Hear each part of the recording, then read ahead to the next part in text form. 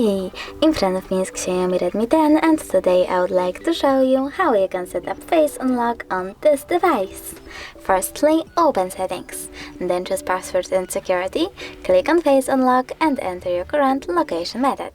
When you're ready, read the disclaimer, wait 5 seconds and tap on next.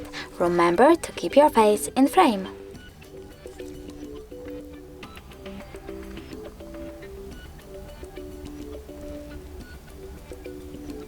Now you can name your face data however you wish to. And when you're ready, click at the bottom right corner, choose Done and click Home button. Now when I turn off my screen, then turn it back on. I can see that face unlock is working properly, so all I need to do is swipe up to open my device. Thanks so much for watching. If you enjoyed this video, smash that like button, comment and don't forget to subscribe. Bye!